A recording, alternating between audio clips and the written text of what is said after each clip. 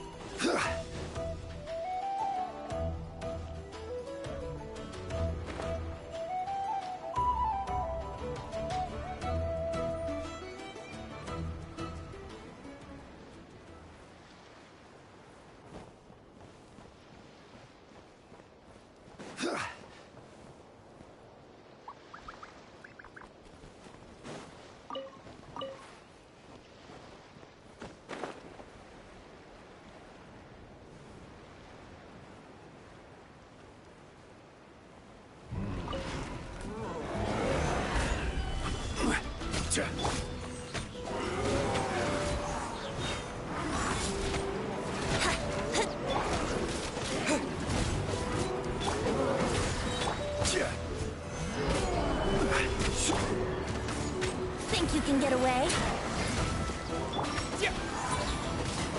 Bow your head.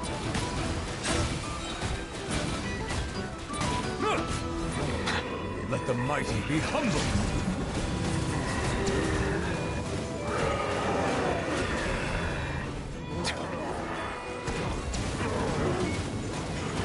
An oversight on my part. Justice is blindsided. This is order.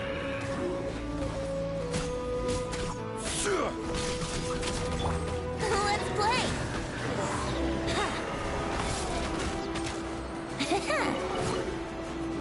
Time for takeoff. Silence! The tides beckon.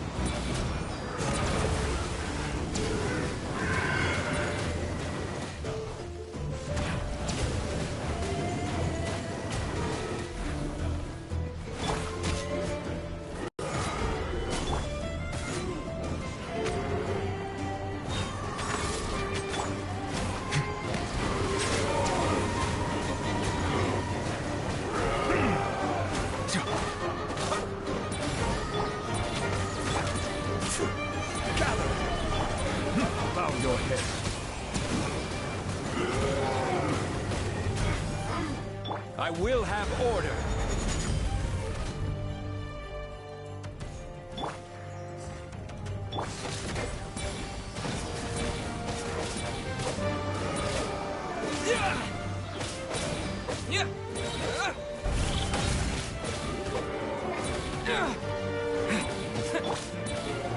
Solidify!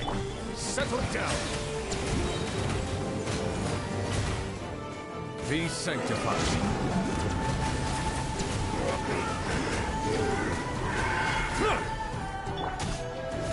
Gather! Let's play!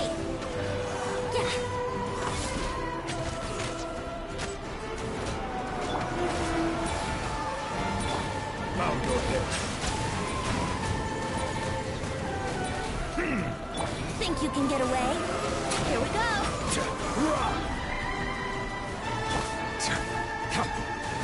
Settle down! The tides beckon.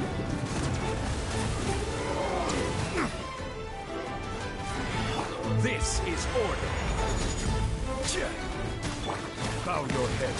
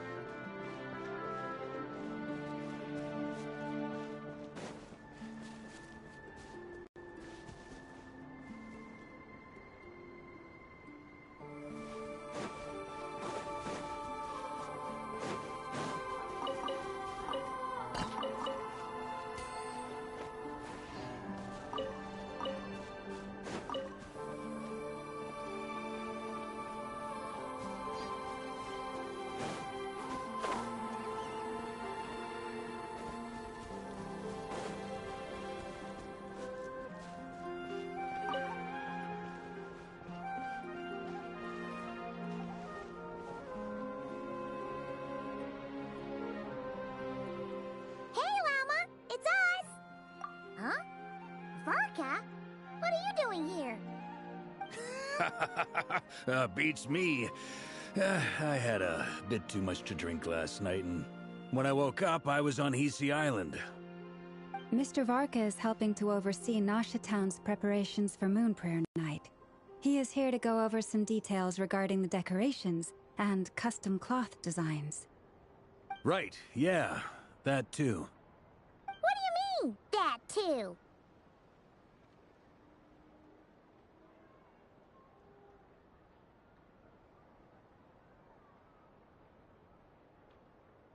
Yes.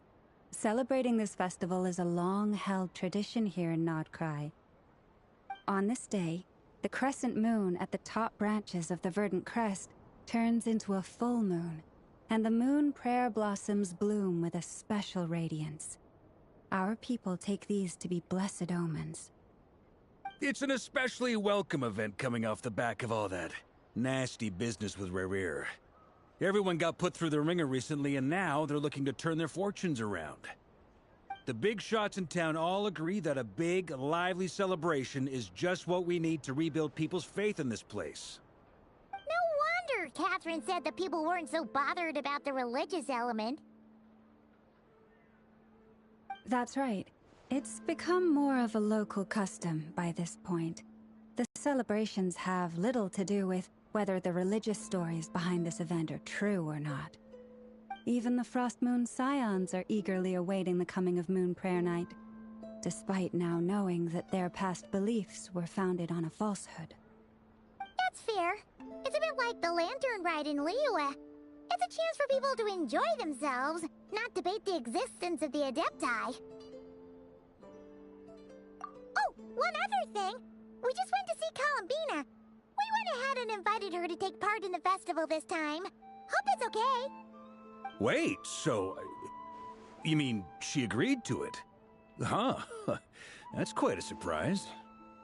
Then, I suppose that she intends to return to the moon on that day. Oh, yeah! It's kind of a complicated process, but basically, it's like a slingshot. I understand. In truth, I had a feeling that she might make such a decision. Well, if Kuthar has decided to participate in the festival, we should prepare accordingly. Yeah, exactly. She was saying how it could be risky for her to show her face in public. We were wondering if there was any way we could hide her. Unfortunately, the people who carved the statues did an excellent job of capturing her likeness. It will be very challenging to hide a goddess whose face everyone is so familiar with. Darn! We may have bitten off more than we can chew here. Nah, don't sweat the small stuff. We can handle that. Huh? Are you saying you have a plan? Not as such, no, but the most important thing with a festival is to keep the mood light and your spirits up. You can't go preparing for a festival with those long faces. You'll never convince anyone to enjoy themselves. The Mondstatter spirit is strong with this one. As it happens, I agree with Mr. Varka. Let's start by making our appreciation for Kuthar the beating heart of the festive atmosphere. And who knows? Once we get the ball rolling, perhaps everything will just fall into place. Hey! Did you catch that? Lama said the thing! Or close enough, at least.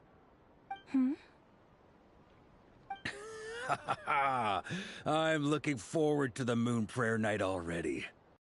We have a festival in Mondstadt called Windbloom, and you can always tell which couples are celebrating it for their first time by the smiles on their faces. Big, beaming smiles like their whole face is glowing. And I have a feeling we'll get to see that same smile on the Moon Goddess's face at this festival. Not quite the same, surely. Anyway, I'll take care of business in the city, but I'll have to leave the decor up to you and the Frost Moon Scions. No one else can capture that traditional aesthetic quite like you guys. But lastly, there's the final key element that brings the festival to life. Companionship. Before you leave, let me show you something that we've been preparing. Mr. Varka had asked to see it already, so you may as well tag along. Also, I have some further questions about Kuthar's decision.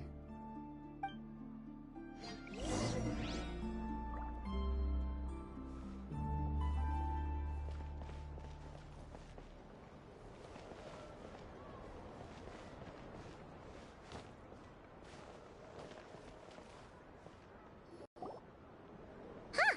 What's this? They sure look like they're having fun. I believe so. Kuhenki seem very skilled at playing drums like these, although I'm not sure where they learned it from. Maybe it's an innate talent? In their eyes, they're probably just playing with toys. Wanatar!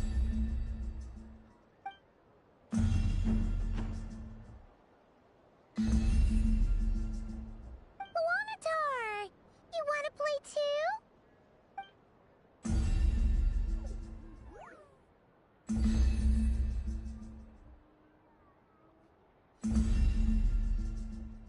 Yeah. She looks more confused than anything. Maybe we can teach her next time if we get the chance.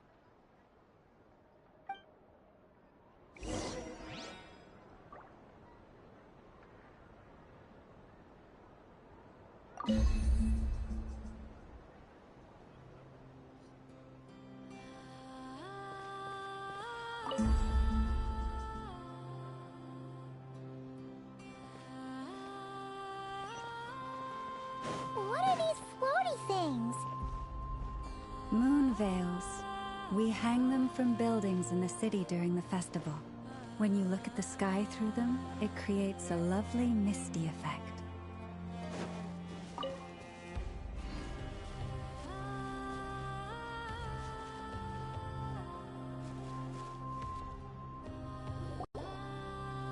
Everyone seems hard at work. They are preparing items for Moon Prayer Night. For instance, the sculpture being made over here, Mr. Varka and I were just finalizing the details of where it will be placed. Ah, there she is. I didn't know the finished article would be so large. Not to worry, though. All the necessary arrangements have been made. Just let me know once it's ready, and I'll get some people to ship it over. You have my thanks. And over here, we are preparing a very traditional confection. Oh, look at all these colors! It looks great! Can Paimon try one? Of course. I have a feeling you'll like it a lot. You bet! Sweets and treats are Paimon's favorite. If you included those in the Feast of the Moon, I bet Paimon would have joined the Frost Moon Scions by now. There will also be verdant crests like this present in Nasha Town during the festival. The timing of Moon Prayer Night is not completely set in advance. We make a rough estimate, then observe the changes in the verdant crests and moon prayer blossoms to guide us. As such, the wait itself is a fun feature of this particular festival.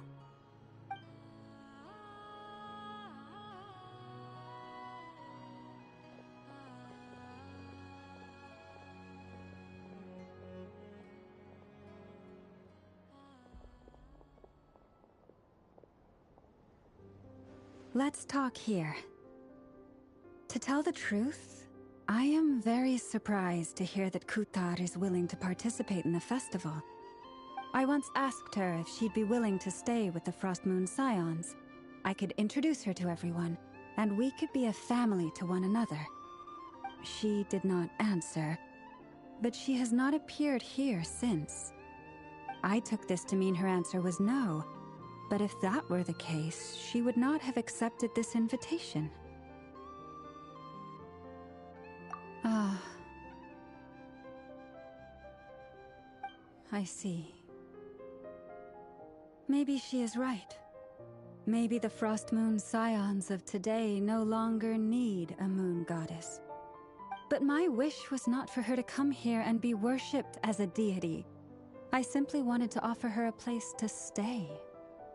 I'm sure she believes that showing herself here might invite Fatui intervention, and as such she does not wish to cause us trouble. But what really pains me about all this is that this is her birthplace. She ought to belong here, yet no one has been able to grant her shelter. I think I'm qualified to weigh in here.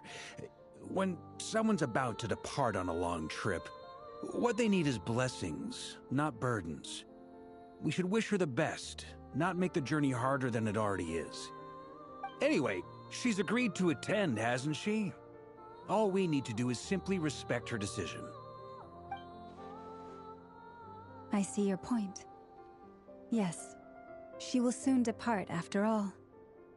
Our job is to leave her with some happy memories.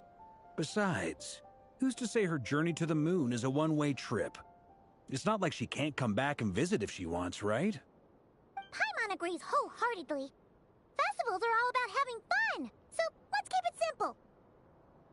All right, I'm gonna head back to Nasha Town soon. Want to come with? I'm guessing you have some other folks to visit there. Sure, Thank you all. Goodbye.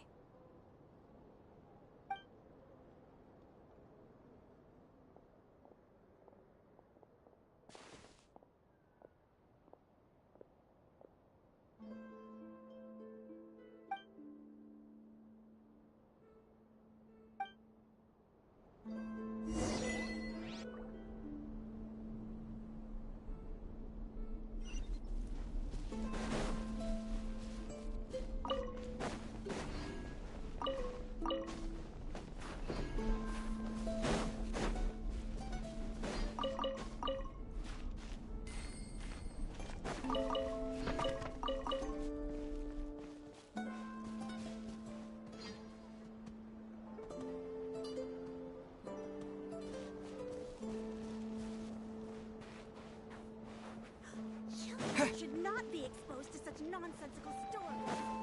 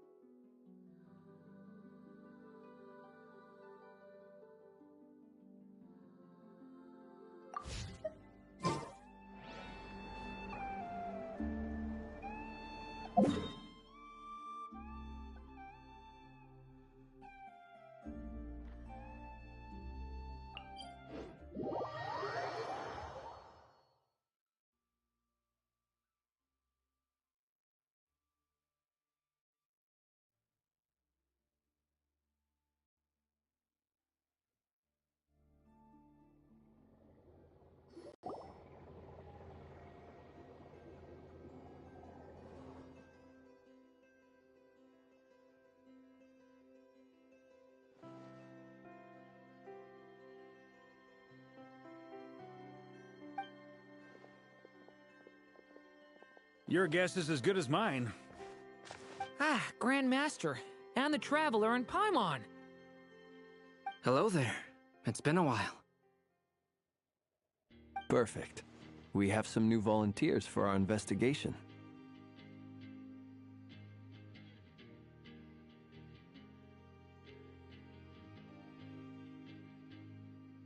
Wait, let me guess.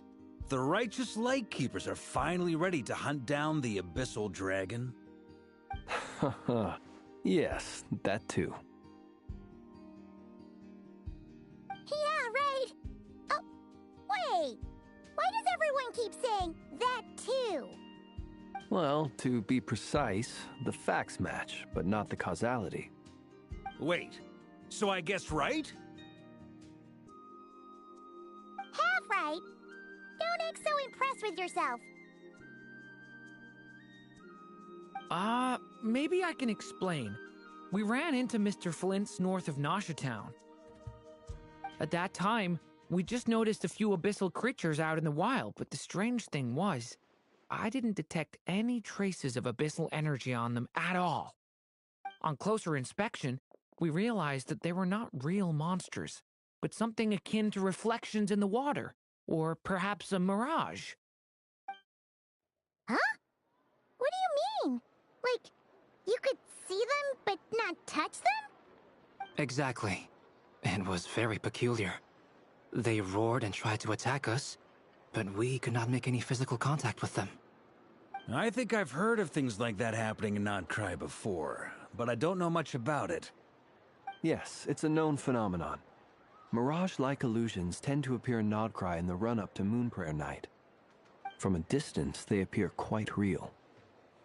I myself thought that Misters Durin and Albedo were locked in battle with abyssal monsters when I first arrived. But after sharing intel and investigating a little further, we can confirm that these illusions are harmless. There is no great cause for concern. All the Mirage stories I've heard are either animals, rocks, or small houses. Abyssal monsters, though? That's a first. It's a first for me, too. So I'm planning to look into it further just to be on the safe side. I intend to inspect a few more locations. What about you two? Any plans? Alice contacted me a few days ago. She'd like me and Durin to assist her with an experiment. But we lost contact shortly after receiving the message. I'm sure that comes as no surprise to anyone familiar with her. We don't know when the wind will blow, yet when the wind blows, we will know. That, in a nutshell, describes how Alice operates. Yeah, that tracks. Okay. Well, I suggest we investigate this Mirage business in the meantime. It's piqued my curiosity, and I'm pretty sure I know someone who will already be 10 steps ahead of us. Well said. Right? Whatever's happening in Notcry, she always seems to be the first one to know. Let's go see what she knows. We can invite her and her staff to the festival while we're at it.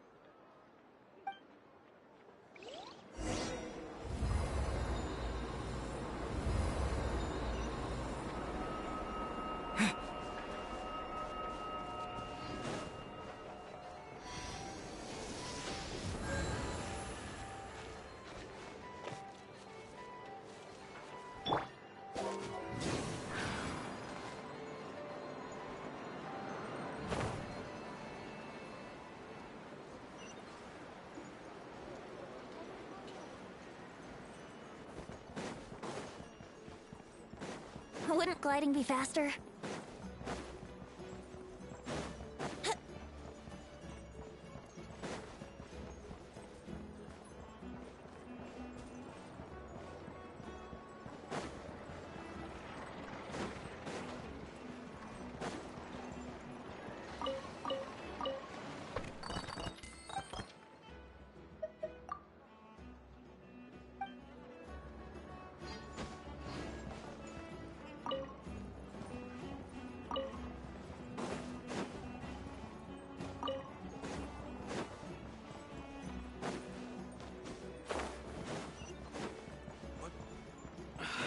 gliding be faster?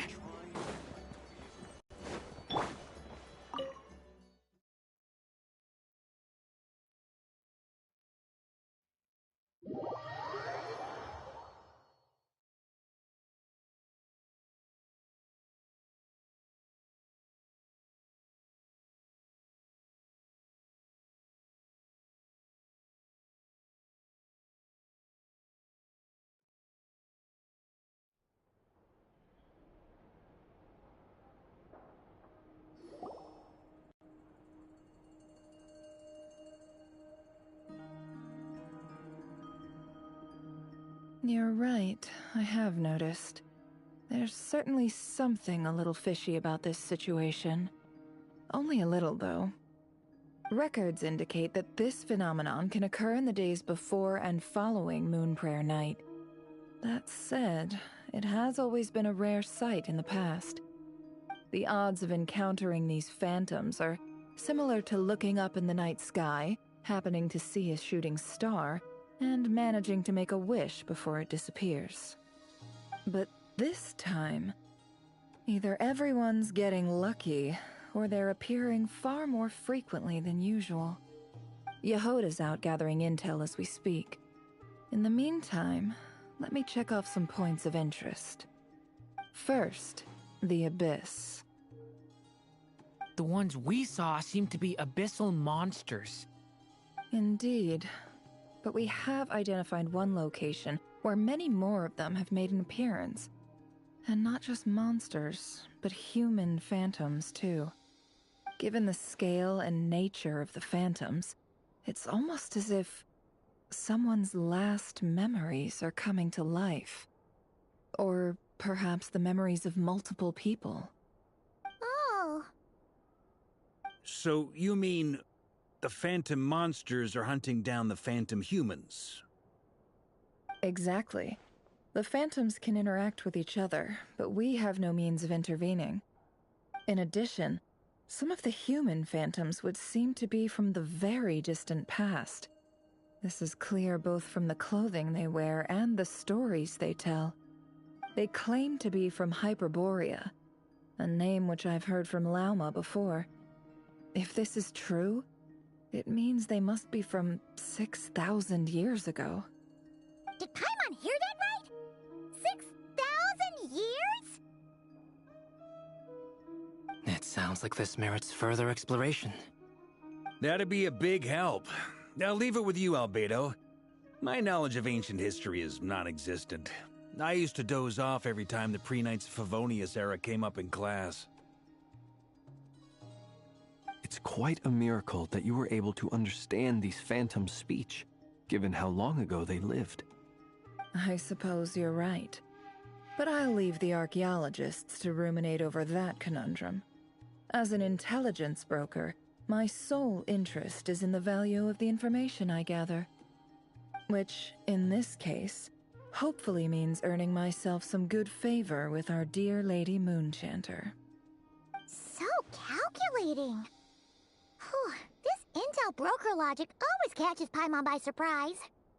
Sounds to me like we could split the work up. I think the abyssal phenomenon is best left to Albedo, Flint's, and me. Agreed. It coincides with my duty as a lightkeeper. For my part, I'd like to understand the Abyss better. Even a little knowledge would go a long way. This is certainly a rare opportunity to study the Abyss. But even rarer, perhaps, is the chance to make contact with the Ancients. The Curatorium will take the lead on investigating the Hyperboreans. We put in the work to learn what we know so far. It seems only fair that we get some quantity of exclusive intel. That just leaves our trusty team of 2 unassigned. Since you became an honorary knight, of course. This was part of my grand plan all along. Ha ha ha! Oh yeah, by the way, we managed to convince Columbina to come to the Moon Prayer Night celebrations. Would you and Yehoda like to join too? She agreed to that? Huh. Quite an achievement. Never underestimate the traveler, I guess. I'd be happy to join. No point shutting myself inside when the streets are all decked out. I doubt any clients will be visiting during the festival in any case. And Yehoda loves a party, so I'm sure she'll jump at the opportunity. No, no, no, no, no, no, no, no, no, no! Way to contradict me in front of... Wait, no, that's not what I have bad news, boss! So many people. Alright, everyone inside! Quick!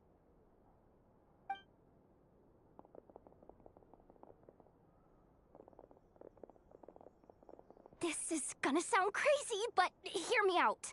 I saw one of those phantoms at Star Sand Shoal, and it was some sort of flying ship.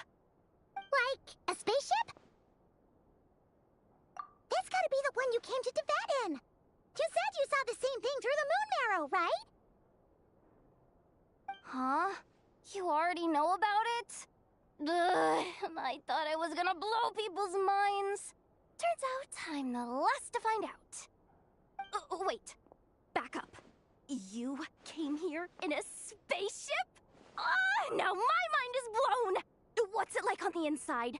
Was it like flying through space? I want to know everything! Yep, exactly. Huge discovery. You're the best, second best intel broker in the world. After your boss, of course. Wow. Really? Well, I don't know if I'm all that, but... I guess that decides where we're heading next. Come on, don't look at me like that. I know the spaceship doesn't have anything to do with me, but you don't want to leave me as the only one twiddling my thumbs, do you? Please? Fair enough. You can tag along. In that case, let's meet back here to discuss our findings once we're done. I wish everyone a productive investigation. You too.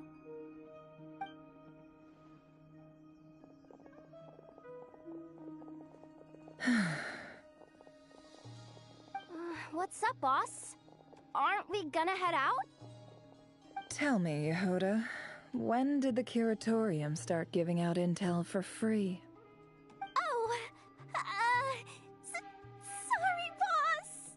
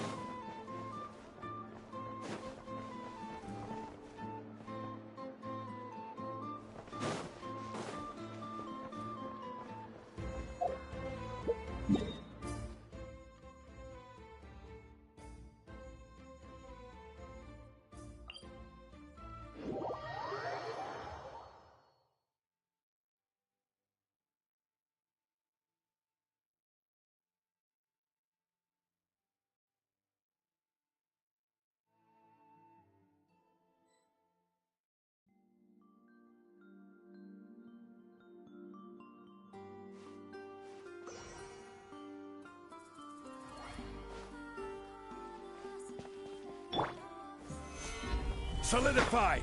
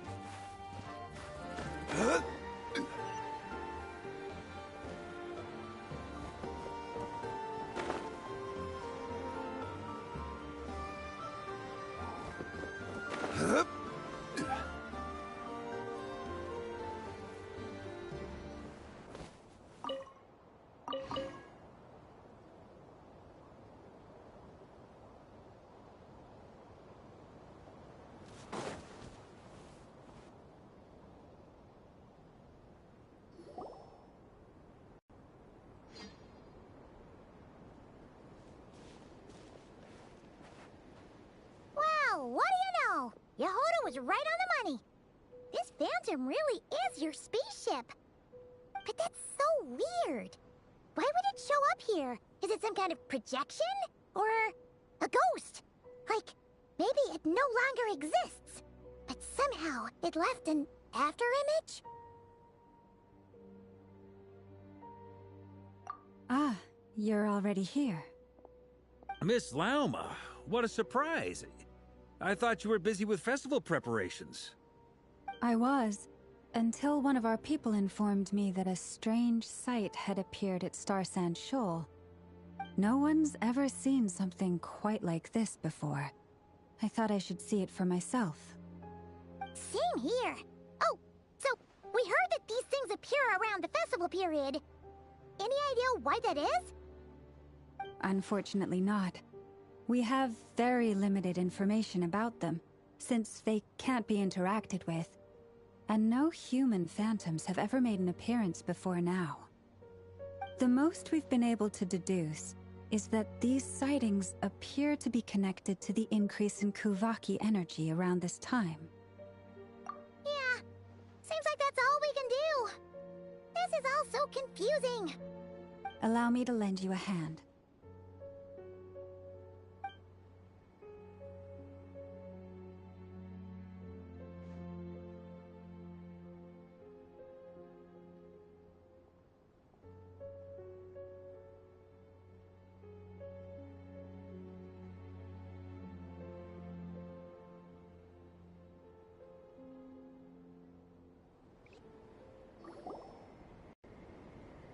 Everyone, our friend here should be able to provide us with some information. Is that a phantom Rhymehorn deer? I've heard about how the Frost Moon Scions live in harmony with the animals, and can even communicate with them. That's coming in handy now, for sure. Okay. Yes, I understand. Then how about this?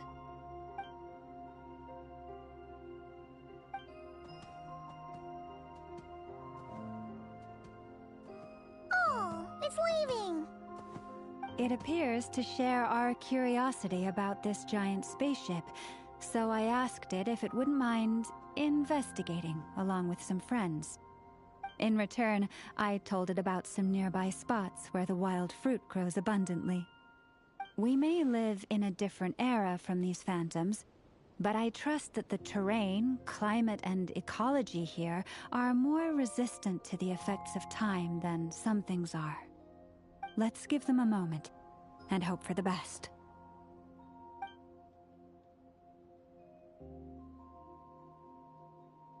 All back together? Must have been a lot of fruit. Indeed. Now let me ask them some questions.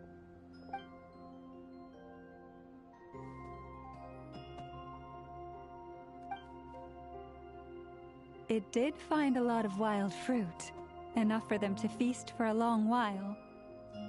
This puffin circled in the air several times, but didn't spot anything out of the ordinary. Certainly nothing to do with the spaceship. Huh. Well, it definitely makes sense to get a bird's eye view. Indeed. Other than that, I was also thinking that the world these phantoms see is also different from ours. Oh, I get what you mean. The wild fruit exist in both times and spaces, but there might also be things that only exist in that space-time, which we can't see. Good point. Great thinking, Lauma. Blunthorn rhinos can use Kuvaki to shift great rocks, but this one says it couldn't get that ship to budge by even an inch. The sniffer mole tried too, but despite being a skilled digger, it could not get through. They say that the spaceship looks robust and undamaged.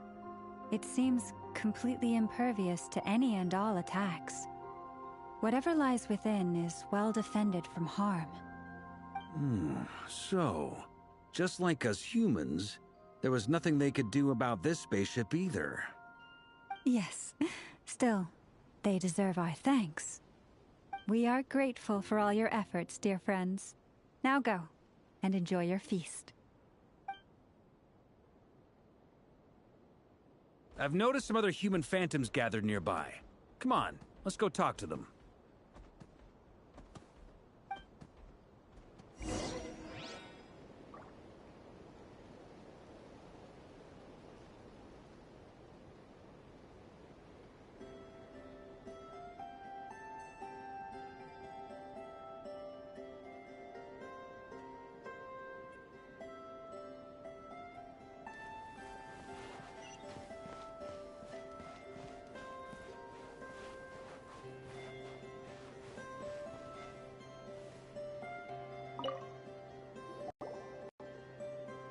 What is this thing?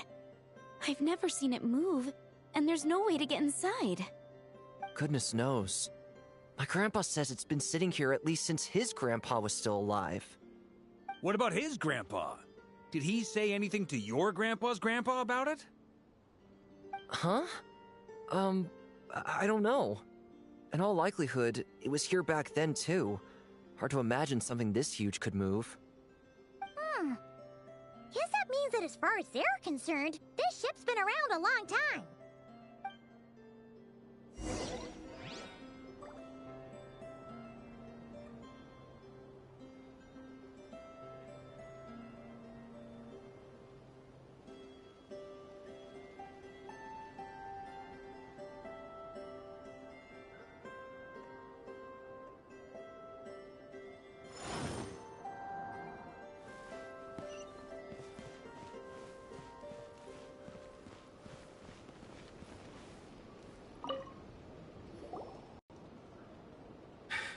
Come on, brothers. If we can get even a small chunk off of this thing, it's gotta be worth a fortune. Today is the day we strike it rich. Huh? You mean Paimon? Yes, brother, I shall join you. Let's make our fortune. We should go with them. What the? This thing is crazy tough. I can't even scratch it. What's it made of? Sorry, brother. Looks like we'll have to seek our fortunes elsewhere. Enjoying yourself? I was just seeing if I could influence this phantom's perception by playing. But nope, no dice.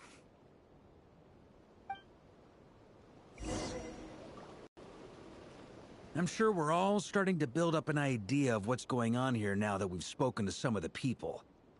These phantoms are reenacting real historical events in Nodcry.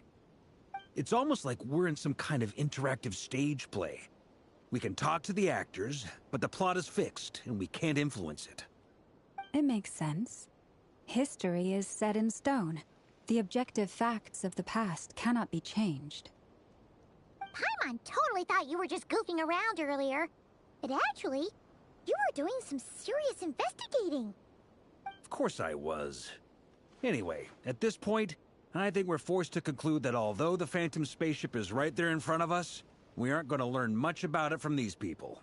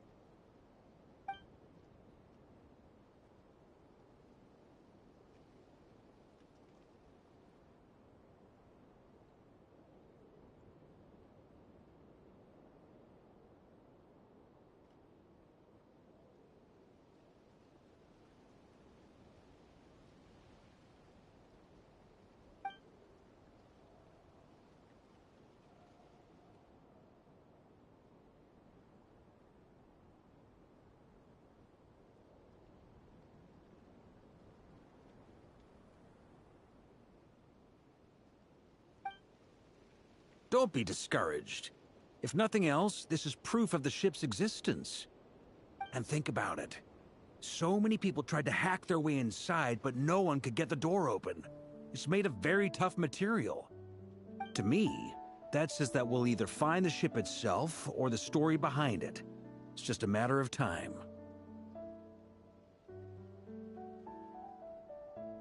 Huh. Every now and then, when Varka gets serious, he actually does seem like Grandmaster material for once. I wonder how the others are doing. Let's head back for now. Sounds good. Also, drinks are on me if Team Knights of Favonius is the first to finish. Wait, we have a team name now? Am I in Team Knights of Favonius as well? You're very welcome to join. We've even got a cathedral ready for you. Isn't that technically blasphemy? You wouldn't dare make a joke like that if Barbados was in earshot.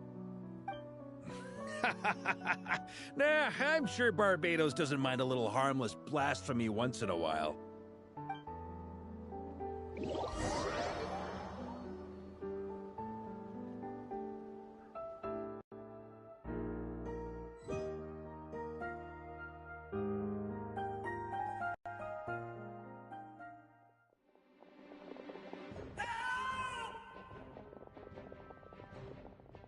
Oh, no! Get away! Oh.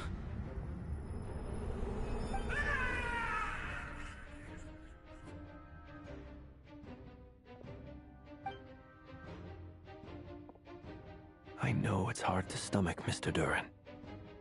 But as I'm sure you've noticed, there is nothing we can do to intervene in that which unfolds before us. But we have to at least try. And try you have. But are you aware of how many unsuccessful attempts you've made now? I wasn't keeping count. I'm afraid this is the 39th failure so far. Or the 5th if we're only counting this particular victim. There are no indications that these phantoms may be altered in any way. You seem to have calmed down a little. I'll make us a fire. You should rest and have some water. Feeling any better now, Mr. Durin? May I ask a few questions? Be my guest. What exactly are we witnessing here? What happened to those people? My guess would be that we are seeing Nodcry during the Conrian Cataclysm. Would that be accurate? Conria. That is correct. As you know, once the Abyss senses even the tiniest crack, it floods in and spreads like wildfire. There was a time in the distant past when it permeated all of Nodcry, causing immeasurable harm. The people paid a terrible price to heal this land. Then, 500 years ago, the whole of Teyvat suffered an abyssal disaster. Once more, Nodcry was dealt a devastating blow. I see. In the face of the abyssal onslaught, all were like grains of sand tossed around by a tidal wave, be they human, fae, or god. The moment you witnessed is but one drop in a whole ocean of catastrophe. All right. I guess that answers my second question, too. I wanted to know why there's nothing I could do to help them, and that's because what we are seeing is history. That would be my guess as well. As I understand it, history and fate are not all that dissimilar. The latter may be unseen to us, but both are immutable. Yes. Fate was determined long, long ago. I still have a couple of other questions for you, Mr. Flint's. You mentioned more than one abyssal disaster that has struck this land in the past. How can you be sure that what we're seeing is from the Conrian incident? And also, how are you able to stay so calm when you're talking about these events? From everything I know about you, you're not cold or ruthless, and you're not indifferent to the suffering of others. Alas, I am forced to show my age. I must be 600 or 700 years old by human measure. Wait, so you... One is not easily moved by history when one has witnessed the truth firsthand. I'm sorry. You needn't apologize. Your passion is a good thing to have. Treasure it, because someday you may find it in terribly short supply. Now, at the risk of offending you, I have a question in return. Your curiosity toward the abyss, is it born from hatred or because you sense its call? I only ask because I kept a fragment of Rerear's body in my lantern for a short time. Specifically, his heart. So I know what a burden it can be to carry the abyss with you. And I hear its power growling from somewhere within you. In my eyes, your mere existence is a miracle. My honest answer is... I don't know. I don't think I have the confidence to say for certain. What I will say is the abyss is not the only issue that haunts me. Even before I became who I am today, the question dogged me constantly. Should I even exist at all? My doubts remain unresolved. But when we fought Rerear, something became a little clearer to me. Sometimes it is the darkness within us that allows us to achieve the impossible. I certainly got the sense from your 39 attempts that you were trying to achieve the impossible. It sounds like you've resolved to see the truth for yourself. Absolutely. In that sense, he and I are quite similar. Then I wish you every success. I look forward to the day of your transcension. Well, if everyone's caught their breath, I suppose we should head back. Oh, and one last thing. I'd appreciate if you kept our discussion about history a secret.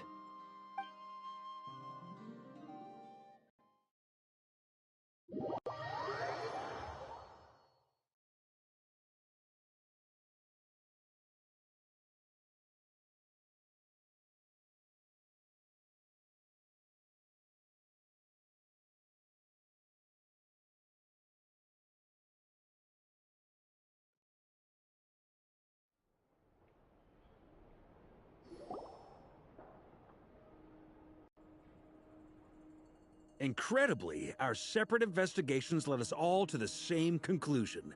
Hooray for consensus! Yeah, but we barely learned anything, though. I totally thought this would be the mother lode. Talking with the ancients? I mean, come on!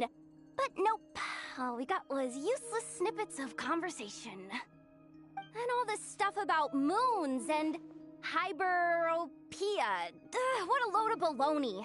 Seems like people back then had a few screws loose. I understand your frustration. We found the same issue. Each phantom only showed a very brief moment in time. There isn't much value to be found in these miscellaneous fragments of a civilization's history, no matter how glorious it may have been. If there's a silver lining, it's that these phantoms are harmless to the present reality. They shouldn't get in the way of the festivities. Paimon agrees. And not just because it's the first thing she understood in this whole conversation. You look disappointed, Nefer. Is something the matter? What do you think? We all worked our tails off, but the only one to gain anything from it was you, Lady Moonjanter. Well, please do share the Hyperborean records with me. I will gladly inscribe them in our people's documents. Oh, duh! Yeah! That was it! Hyperborea! Hyperborea. I'm serious. Only an expert in the Frostmoon Scions and their history can turn these records into valuable research material. The alternative is to let them gather dust on the Curatorium's storage shelves until the pages turn yellow. Nefer, you're wise enough to know that cooperating and sharing the profits is the best course of action here. Well, that goes without saying. Sure, let's do that. Huh? But didn't you say we aren't supposed to give out intel for free? Sorry. Shutting up. Now is not a good time to push Nefer's buttons. Anyway, back to Moon Prayer Night. I'm thinking that we should prepare something a little special, aside from the usual decorations and so on. You mean a parting gift? Can't go wrong with food. Although, does food go bad on the moon? Perhaps a lantern would be a better choice. It might be dark up there. It could prove difficult to light a lantern on the moon. Magical stones might serve that purpose better. What about a clockwork mecha model from Fontaine? I've got a whole bunch at home. I use them for fighting practice in my free time. None of these sound like things she would be even remotely interested in. But we don't interact with her enough to know what she likes. Yeah. It would really save us the guesswork if someone could find out what she's into. Wait, what the? Traveler? They're all looking at you. Great! Haha, problem solved. Now, I need to stop by Dory's. Gonna need her help sourcing a bunch of stuff for the festival. Then let's leave it there for now. We all have our own business to attend to. Traveler, if you find out what Kutar likes, let us know right away.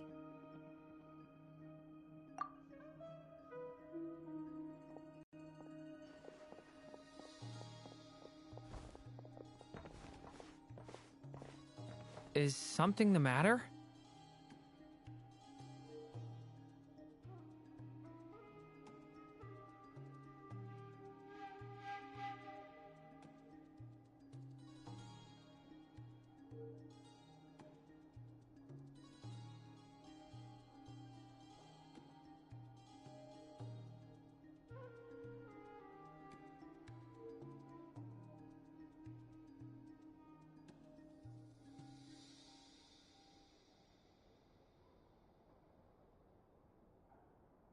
I'm fine.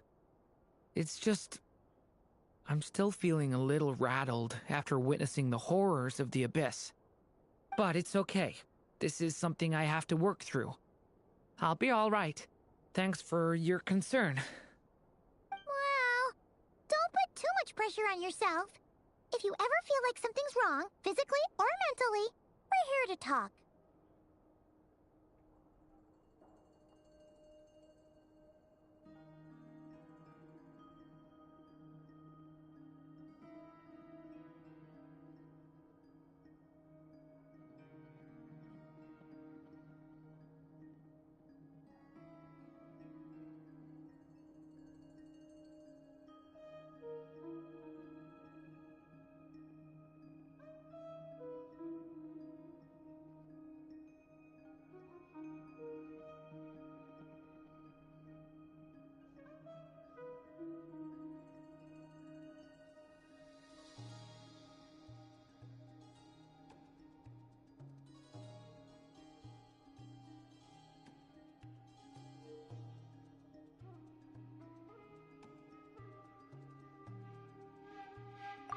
Come on.